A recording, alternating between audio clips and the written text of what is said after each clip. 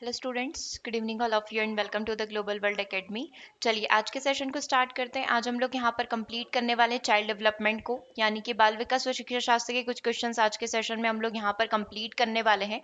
और जैसे कि लेटेस्ट अपडेट आया है यहाँ पर बिहार टेट एग्जाम को लेकर, यानी कि कोई भी स्टूडेंट यहाँ पर बिहार टेट का एग्जाम दे सकता है। उसके लिए आपका जो मूल निवासी होना चाहिए कि आप बिहार के हैं या आपको बिहारी आना चाहिए, ये अब कंपलसरी जो पहले था वो अभी हटा दिया गया है। तो कोई भी स्टूडेंट जो भी टेट एग्जाम किसी भी स्टेट से क्वालिफाई करना चाहते हैं या कहीं पर भी अगर आपको जॉब लग जाए तो दिक्कत नहीं है, तो आप इजीली बिहार टेट एग्जाम को यहाँ पर दे सकते हैं। बहुत सारी वैकेंसीज, हम लोग बोल सकते हैं बल्क में वैकेंसीज यहाँ पर निकाली गई है।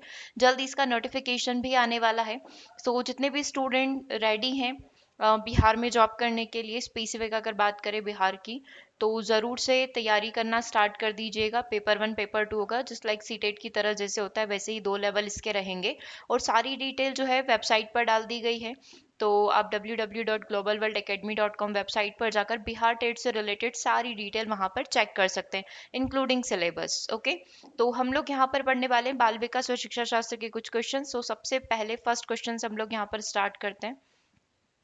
सबसे फर्स्ट क्वेश्चन आपकी स्क्रीन पर है। जर्मनी के लिप्टिंग विश्वविद्यालय, जहां प्रथम मनोवैज्ञानिक प्रयोगशाला 1879 में स्थापित की गई थी, वर्तमान में उसका नाम क्या है? मतलब जब आप गूगल पर सर्च भी करेंगे, क्योंकि देखो साइकोलॉजी पढ़ते तो कहीं ना कहीं इंटरेस्ट तो आता ही है कि शुरुआत कहाँ से हुई होगी, है ना। तो पहले जो जर्मनी के लिप्टिंग विश्वविद्यालय जहां पर पहली मनोवैज्ञानिक शाला खोली गई थी, कब खोली गई थी? 1879 में। तो अब जब आप उसको गूगल पर सर्च करेंगे तो किस नेम से करना पड़ेगा? Karl Marx university. ठीक है, अब इसका नाम जो है कार्ल मार्क्स यूनिवर्सिटी यहाँ पर रखा गया है। ओके, सो करेक्ट आंसर यहाँ पर क्या हो जाएगा? आपका ऑप्शन नंबर 1 हो जाएगा। ठीक है, क्लियर? यहाँ तक कोई दिक्कत नहीं, बस जस्ट एक इजी सा क्वेश्चन था कि अब उसका नाम क्या रखा गया है ना। तो यहाँ पर कार्ल मार्क्स यूनिवर्सिटी रखा गया है। नेक्स्ट क्वेश्चन नंबर 2 आपकी स्क्रीन पर है। शिक्षा मनुष्य की अंतर्निहित क्षमता का परिपूर्णता से विकास करती है। शिक्षा क्या? मनुष्य के अंदर जो अंतर्निहित क्षमता होती है उसका परिपूर्णता से विकास करती है। यह स्टेटमेंट किसने दिया है? स्वामी विवेकानंद ने, BF स्किनर ने, पेस्टोलॉजी ने या फिर टैगोर ने? तो ये स्टेटमेंट देने वाले स्वामी विवेकानंद है। करेक्ट आंसर आपका क्या हो जाएगा? ऑप्शन नंबर 1 हो जाएगा। स्वामी विवेकानंद जी के द्वारा ये स्टेटमेंट दिया गया। मतलब जो भी चीजें हैं जो मनुष्य को कंप्लीट करती है वो यहाँ पर क्या है? एजुकेशन है, शिक्षा है। नेक्स्ट क्वेश्चन नंबर 3 आपकी स्क्रीन पर है। आदतों के संबंध में निम्नलिखित में से कौन सा कथन सही नहीं है? यानी कि हैबिट को लेकर कौन सा स्टेटमेंट यहाँ पर इनकरेक्ट होगा? आदतें जन्मजात होती है, दैट मीन्स वो बाय बर्थ ही आ जाती है ना। जो भी आपकी हैबिट है, अच्छी हैबिट बुरी हैबिट, वो बाय बर्थ आएगी। और अपन को बताना क्या है? नेगेटिव है। दूसरा, मूल प्रवृत्ति की आदत, जो आपके बेसिक इंस्टिंक्ट होते हैं, ये भी जो है मूल प्रवृत्ति की तरह आदतें भी व्यक्ति को अभिप्रेरित करती है। मतलब ये भी कहीं ना कहीं बच्चों के अंदर या इंसानों के अंदर एक मोटिवेशन लेकर आती है। आदत निर्माण का आधार कोई मूल प्रवृत्ति होती है। मतलब जो भी आदतें, जो भी हैबिट हमारी बनी है वो किसकी वजह से बनी है? मूल प्रवृत्ति, बेसिक इंस्टेंट की वजह से बनी। इन जनरल देखना है तो बेसिक इंस्टेंट होते क्या है? जो हमारे सडन एक्शंस होते हैं। Sudden action is just like कि किसी भी चीज पर आपका रिएक्शन आ जाना। कोई भी आपके सामने किसी भी प्रकार का व्यवहार करे तो सडन आप उसको जो रिस्पॉन्ड दे देते हो, चाहे वो अच्छा हो बुरा हो, तो जो रिस्पॉन्ड आपका आया है वो आपका मूल प्रवृत्ति, बेसिक इंस्टिंक्ट होगा, है ना, जो एक्चुअल होता है। अगला डी पॉइंट देखें तो व्यक्ति में यदि कोई बुरी आदत का निर्माण हो जाता है तो वो बुरी आदत सरलता से छूट जाती है।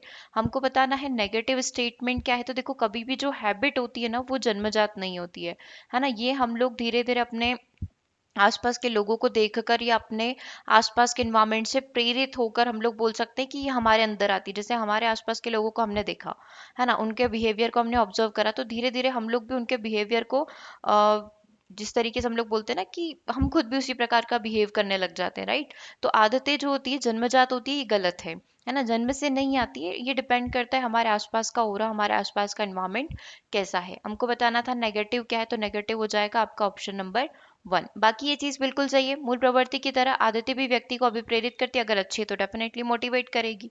आदत निर्माण का आधार कोई मूल प्रवृत्ति ही होती, तो कहीं ना कहीं हमारी मूल प्रवृत्ति हमारी हैबिट को डेवलप करती है। व्यक्ति में यदि कोई बुरी आदत है तो इतना वो हम लोग बोल सकते हैं कि छूट जाती है, इतना डिफिकल्ट नहीं होता है, छूट जाती है वो। ठीक है, क्वेश्चन नंबर 4 आपकी स्क्रीन पर है।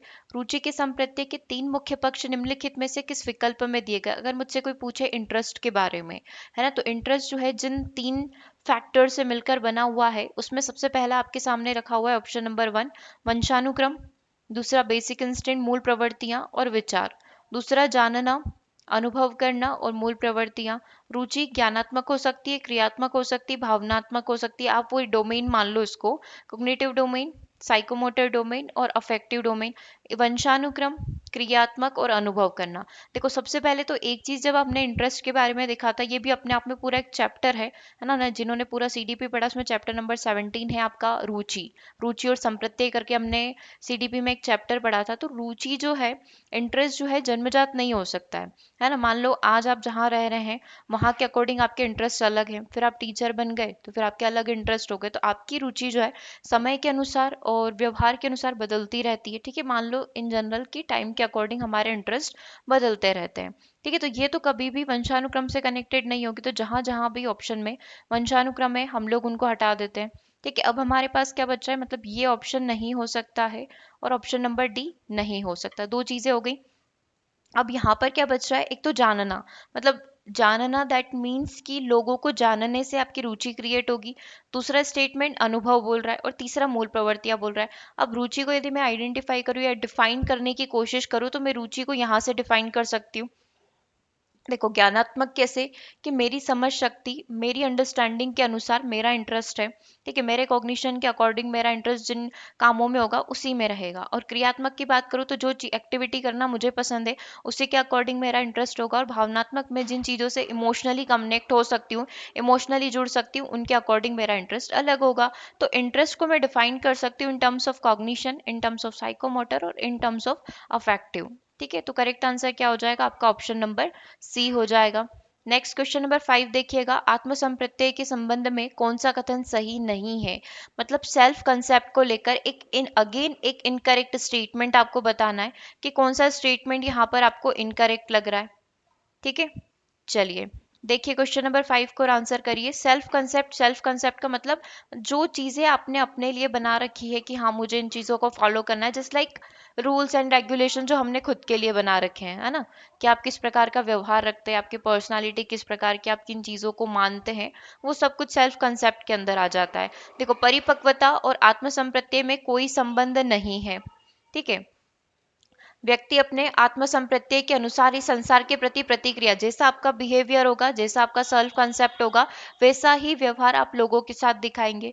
योग्यता के संबंध में यदि आत्मसंप्रत्यय ऊंचा हो तो योग्यता का स्तर भी ऊंचा हो जाता है। आकांक्षा का स्तर वास्तविक होने का प्रभाव आत्मसंप्रत्यय के विकास पर धनात्मक होना। आकांक्षा दैट मीन्स आपकी जो एक्सपेक्टेशंस है, अगर वो रियल है ना। आकांक्षा का स्तर वास्तविक होने का प्रभाव आत्म प्रत्यय के विकास पर धनात्मक पड़ता है। मतलब अगर हम लोग बोलते हैं ना कि आकांक्षा जो एक्सपेक्टेशंस है अगर वो रियल है, मतलब जो आप सोचे हैं उसे आप कंप्लीट कर पा रहे हैं, तो कहीं ना कहीं आपके सेल्फ कंसेप्ट को भी, आत्म संप्रत्यय को भी पॉजिटिवली प्रभावित करेगी या पॉजिटिवली सकारात्मक रूप से प्रभावित करेगी, अफेक्ट करेगी, है ना। तो बात तो सही है। अब हमसे क्या पूछा था कि हमको नेगेटिव स्टेटमेंट निकालना है, किसको लेकर, सेल्फ कंसेप्ट को लेकर। ठीक है, तो इन जनरल सी बात है कि हमने जो धारणा बना रखी है वो आपका सेल्फ कंसेप्ट हो गया। तो कहीं ना कहीं जो सेल्फ कंसेप्ट होता है वो मैच्योरिटी से कनेक्ट होता है, क्योंकि धीरे धीरे हम लोग जैसे जैसे मैच्योर होते जाते हैं, या फिर बच्चे के छोटे समय में अलग धारणाएं होगी, है ना, तो उसका सोचने समझने का तरीका अलग होगा। जब वो बड़ा होगा तो उसकी धारणाएं अलग होगी। दैट मीन्स परिपक्वता और आत्मसंप्रत्यय का कोई संबंध नहीं है। ये तो इनकरेक्ट हो गया क्योंकि ये दोनों आपस में कनेक्टेड है ना। तो आपको क्या बताना था, एक नेगेटिव स्टेटमेंट बताना था, यही नेगेटिव है, तो आपका आंसर क्या हो जाएगा, ऑप्शन नंबर 1 हो जाएगा। व्यक्ति अपने सांप्रत्यय के अनुसार ही संसार के प्रति प्रतिक्रिया करता है, बिल्कुल सही बात है। योग्यता के संबंध में यदि आत्म संप्रत्यय ऊंचा भी हो तो योग्यता को, एबिलिटी को ज्यादा महत्व दिया जाएगा। योग्यता जो है उच्चता की ओर मानी जाएगी, ये बात भी बिल्कुल सही है। और आकांक्षा का स्तर वास्तविक होने का प्रभाव आत्म संप्रत्यय के विकास पर धनात्मक होता है। एक्सपेक्टेशंस यदि आपकी कंप्लीट होती है, दैट मीन्स कि यहाँ पर जो है आपका सेल्फ कंसेप्ट जो है, जस्ट लाइक सेल्फ कॉन्फिडेंस क्या हो जाएगा, हाई हो जाएगा। तो ये बात भी बिल्कुल करेक्ट है। केवल इनकरेक्ट बताना था, इनकरेक्ट क्या हो जाएगा आपका, ऑप्शन नंबर 1, क्योंकि दोनों कनेक्टेड है। ठीक है, चलिए नेक्स्ट क्वेश्चन नंबर 6 आपकी स्क्रीन पर है। अभिक्रमित अनुदेशन यानी कि प्रोग्राम्ड इंस्ट्रक्शन सामग्री में व्यक्तिगत विभिन्नता को ध्यान में रखा जाता है, इसकी पुष्टि किस बात से होती है। प्रोग्राम्ड इंस्ट्रक्शन की बात हो रही है, इसमें किस चीज को ध्यान रखा जाता है? इंडिविजुअल डिफरेंसेस को। इसकी पुष्टि किस बात से कर सकते हैं? विद्यार्थी अपनी गति से सीखते हैं, सामग्री बहुत रोचक होती है, सामग्री को आसान ढंग से प्रस्तुत किया जा सकता है, सामग्री बहुत ही आकर्षक होती है। तो प्रोग्राम्ड इंस्ट्रक्शन का एक्चुअल मीनिंग देखें तो ये किसने डिफाइन किया? बीएफ स्किनर ने। और इन्होंने अभिक्रमित, नाम से ही समझ में आ रहा है, क्रम में चलना या फिर प्रोग्राम मतलब प्रॉपर तरीके से चलना। तो इसमें लर्निंग की जो भी प्लानिंग की जाती है वो प्रॉपर योजनाबद्ध तरीके से की जाती है। जस्ट लाइक आप किस वे में पढ़ रहे हैं, जैसे इसके दो पार्टीशन अगर हम लोग करें तो इसके क्लासीफाई कर सकते हैं दो तरीके से। तो एक तो होता है लीनियर वे, है ना, रेखित, और दूसरा होता है शाखीय या फिर इसको इंग्लिश में बोलें तो ब्रांचिंग। ठीक है, तो लीनियर में क्या होता है? स्टेप बाय स्टेप हम लोग चीज़ों को कंप्लीट करते हो। ब्रांचिंग में पहले मेन इसके जो पार्ट्स होंगे उसको स्टडी करेंगे, फिर उसका वन बाय वन करके उसको फिर से क्लासीफाई करेंगे। तो इस तरीके से चीज़ों को पढ़ना, तो ये क्या है? बेसिकली प्रोग्राम्ड इंस्ट्रक्शंस पढ़ने के तरीके कि आप किस चीज़ को किस तरीके से और योजनाबद्ध तरीके से पढ़ते हैं। इन्होंने पूछा है प्रोग्राम्ड इंस्ट्रक्शन सामग्री में व्यक्तिगत भिन्नता को, मतलब सबके पढ़ने का तरीका अलग अलग होगा, वी ऑल नो, है ना। तो प्रोग्राम्ड इंस्ट्रक्शन में क्या करना चाहिए? व्यक्तिगत भिन्नता, जो इंडिविजुअल डिफरेंसेस हैं उनको ध्यान में रखना चाहिए। इसकी पुष्टि आपको किस बात से पता चलती है? कि विद्यार्थी अपनी गति से सीख सकते हैं, सामग्री बहुत ही रोचक है, सामग्री को आसान ढंग से प्रस्तुत किया जा सकता है और सामग्री बहुत ही आकर्षक है। जस्ट इसने लिखा हुआ ये कि इंडिविजुअल डिफरेंसेस को ध्यान में रखो, दैट मीन्स कि सबका पढ़ने का तरीका अलग अलग होगा, सबके सीखने की जो गति है अलग अलग होगी। दैट मीन्स कि विद्यार्थी अपनी अपनी गति से यहाँ पर सीखते हैं। क्लियर है? इसमें तो कोई दिक्कत नहीं है। नेक्स्ट क्वेश्चन नंबर 7 आपकी स्क्रीन पर है। छात्रों को मानसिक रूप से स्वस्थ बने रहने के लिए विद्यालय प्रशासन को कौन सा तरीका अपनाना चाहिए? मतलब बच्चे जो है शारीरिक, मानसिक और सभी तरीके से स्वस्थ रहे तो विद्यालय क्या कर सकता है? घर पर अनुकूल वातावरण देना, बच्चों के मित्रों पर निगरानी रखना कि उसका फ्रेंड सर्कल कैसा है, नियमित स्वास्थ्य शिक्षण परीक्षण करवाना है, शिक्षण की उपयुक्त परिस्थितियां। देखो, छात्रों को मानसिक रूप से स्वस्थ बनाने के लिए विद्यालय, स्कूल क्या करेगा? स्कूल ये चीज कर सकता है कि उनके नियमित स्वास्थ्य परीक्षण करवा सकता है, उनको योगा करवा सकता है ना, ताकि फिजिकली के साथ साथ वो मेंटली भी यहाँ पर फिट रहे, मेंटल पीस भी यहाँ पर रहे। ठीक है, तो नियमित स्वास्थ्य परीक्षण के टेस्ट वगैरह करवा सकते हैं। आपने देखा होगा स्कूल्स में काफी वेट वगैरह चेक करवाया जाता है ना, इस तरीके से काफी चीजें होती रहती है। ठीक है, तो नियमित स्वास्थ्य परीक्षण यहाँ पर करवाया जा सकता है। क्वेश्चन नंबर 8 आपकी स्क्रीन पर है। मानसिक रूप से पिछड़े बालकों के लिए कौन सी चीज सबसे ज्यादा उपयोगी होती है? अगर मैं यहाँ पर बोलूँ, जो मेंटली रिटार्डेड चिल्ड्रन है उनके लिए सबसे ज़्यादा फायदेमंद चीज़ यहाँ पर क्या होगी? उन्हें लक्ष्य निर्धारित करने के लिए प्रोत्साहित करना, कार्यों को मूर्त रूप समझना, स्व अध्ययन के लिए अवसर देना, सहायता के लिए बाहर के संशोधनों को प्राप्त करना। तो सबसे बढ़िया चीज़ उनके लिए क्या होगी कि आप उनको किस तरीके से पढ़ाएं?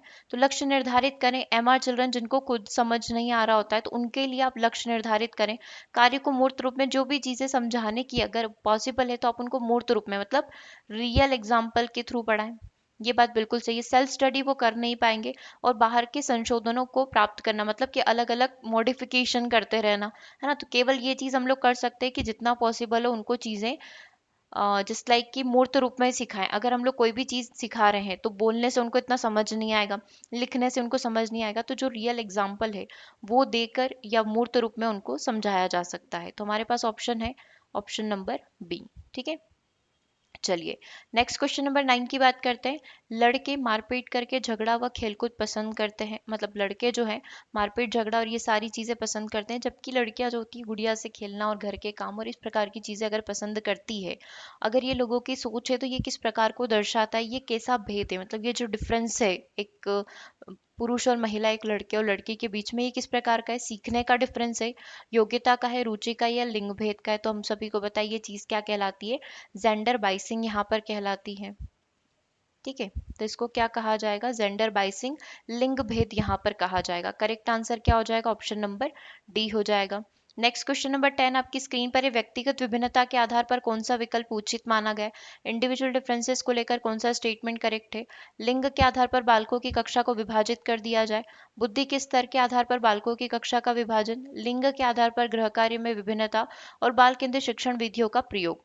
मतलब जब मैं इंडिविजुअल डिफरेंसेस को देखूं तो इंडिविजुअल डिफरेंसेस को देखते हुए कौन सा स्टेटमेंट यहाँ पर आपको करेक्ट लग रहा है? ठीक है, मतलब हर एक बच्चे के पढ़ने का तरीका अलग अलग होगा। तो मैं यहाँ पर तरीके के लिए किस चीज़ का प्रयोग कर सकती हूँ, बाल केंद्रित विधियों का, क्योंकि लिंग के आधार पर मतलब भेदभाव कर लूँ, लड़के और लड़कियों की अलग अलग क्लास लगा दे तो ये कम्प्लीटली रॉन्ग हो जाता है ना। लिंग के आधार पर कार्यों में विभाजन, कि लड़कियां जो केवल डांसिंग में और सिंगिंग में पार्टिसिपेट करेगी, लड़के जो है जो फिजिकल गेम्स वगैरह होते हैं जैसे लाइक कबड्डी वगैरह इन गेम्स में पार्टिसिपेट करेंगे, तो ये भी नेगेटिव हो गया। बी और डी में से देख लो, इसमें बोला है कि इंटेलिजेंस के बेसिस पर आप बच्चों को डिवाइड कर दो। तो आपको ये नहीं पता ना कि जिसका आईक्यू जो है 120 है, वो वाला किस तरीके से चीज़ों को पढ़ना पसंद करता है। हो सकता है वो लिख लिख कर चीज़ों को देखता हो, या फिर ये जस्ट एक बार देखकर चीज़ों को सीख जाता हो। तो इसके पढ़ने का तरीका डिपेंड नहीं करता है ना कि इंटेलिजेंस के ऊपर, है ना। इंडिविजुअल डिफरेंसेस सभी के लिए कॉमन होते हैं, ये पर्सन टू पर्सन डिपेंड करेंगे, न कि बुद्धि के आधार पर। तो हम लोग क्या कर सकते हैं, बाल केंद्रित शिक्षण विधियों का प्रयोग करके यहाँ पर जो है जिस भी तरीके से हमें पढ़ाना है हम पढ़ा सकते हैं। ठीक है, नेक्स्ट क्वेश्चन नंबर 11 आपकी स्क्रीन पर है। किस व्यवहारवादी का मानना है कि अन्य व्यवहारों की भांति भाषा भी क्रिया प्रस्तुत अनुबंधन के द्वारा सीखी जा सकती है?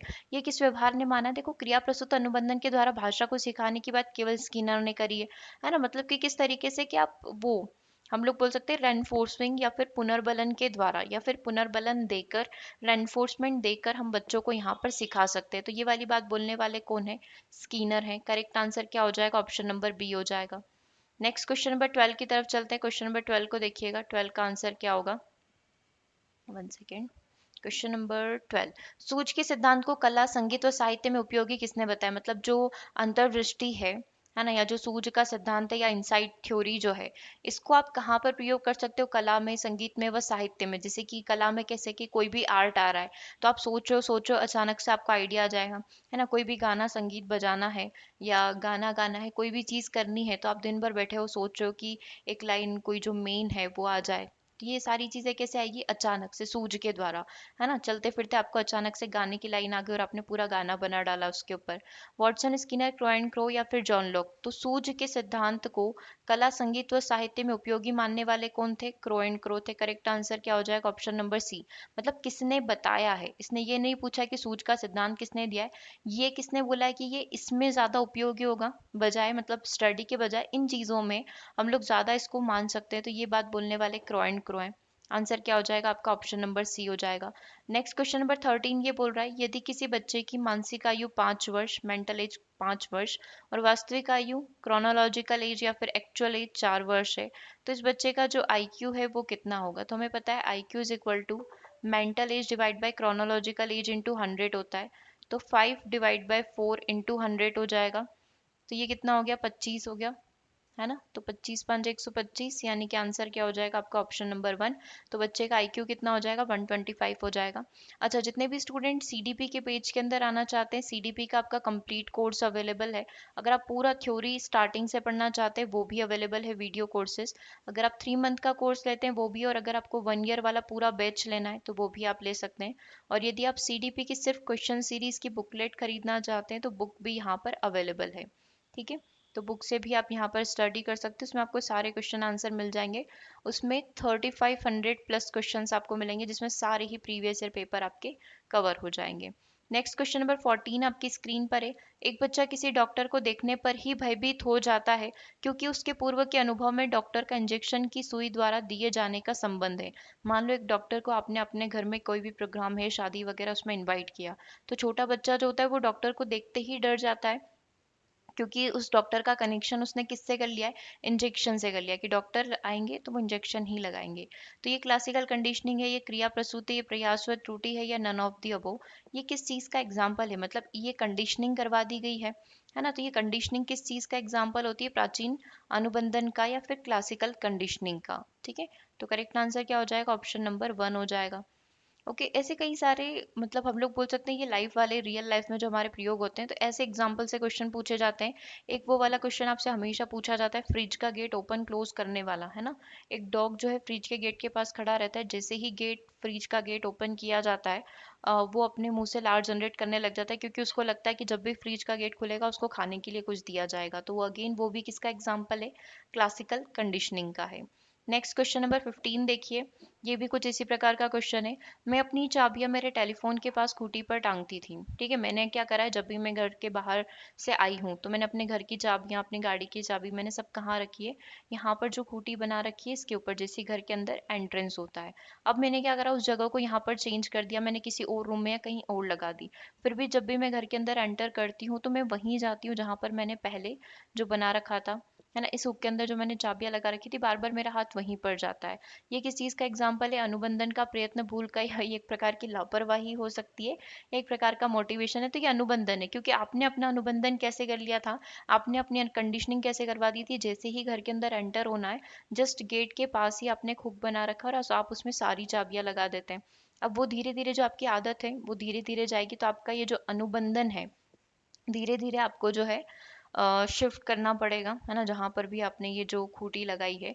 सेम क्वेश्चन दो बार और पूछा गया है आपसे। एक बार ये पूछा गया था कि दाएं हाथ में घड़ी पहनना, और फिर आपने बाएं हाथ में पहनना स्टार्ट कर दी, तो वो भी आपका अनुबंधन हो गया। एक क्वेश्चन और पूछा हुआ था कि हमेशा आप बाएं पॉकेट के अंदर जो है पैसे रखते हैं, फिर भी जब आपने दाएं पॉकेट के अंदर रखना स्टार्ट किया पैसे, फिर भी आपका हाथ बार बार जो है बाएं पॉकेट की तरफ जाता है। तो ये भी किसका एग्जाम्पल है, ये भी अनुबंधन का है। ठीक है, तो ये सारे क्वेश्चन अलग अलग तरीके से पूछे जाते हैं, जैसे यहाँ पर इसका पूछा गया चाबी वाला। तो बस आपको पता होना चाहिए कि किस प्रकार की कंडीशनिंग में या किस प्रकार के हम लोग बोल सकते हैं कि सिद्धांत में क्या होता है। राइट, तो ये किस चीज का एग्जाम्पल हो गया, ये चीज हो गई आपकी अनुबंधन का। ठीक है, तो ऑप्शन नंबर 1 आपका करेक्ट हो जाएगा। ये भी आपका प्राचीन अनुबंधन ही है, क्लासिकल कंडीशनिंग ही है। ओके, चलिए, तो आज के सेशन को हम लोग यहीं ओवर कर रहे हैं। इसके अलावा आपकी साइंस की क्लासेस चल रही है। सो जितने भी स्टूडेंट साइंस मेंस पेज के अंदर एनरोल करना चाहते हैं, ज़रूर से आप एक बार ऐप पर आ जाइएगा। इसका लिंक भी आपको वीडियो के डिस्क्रिप्शन बॉक्स के अंदर मिल जाएगा ऐप का, तो वहाँ से जाकर आप चेक कर सकते हैं। और बिहार टेट की सारी डिटेल वेबसाइट पर आ चुकी है ना, तो आप वहाँ से जाकर बिहार टेट को कंप्लीट चेक कर सकते हैं। उसमें भी आपका साइंस का कोर्स है, वो भी आपको मिल जाएगा। और एमपी पुलिस की भी क्लासेस स्टार्ट होने वाली, उसमें भी हम लोग साइंस का बैच लेकर आए हैं। सो जितने भी स्टूडेंट साइंस पढ़ना चाहते हैं, आप उस बैच के अंदर इनरोल कर सकते हैं। ओके, चलिए, तो आज के सेशन को यहीं ओवर करते हैं। अपना अपना स्कोर सभी शेयर कर दीजिएगा। मिलते हैं नेक्स्ट लाइव क्लास के अंदर, और कल मॉर्निंग आपका 6 AM सेशन रहेगा साइंस का, तो उसे आप ज्वाइन कर लीजिएगा। और फिर 6 PM आपका सीडीपी सेशन रहेगा। ओके, सो सेशन को ओवर करेंगे। Thanks for watching.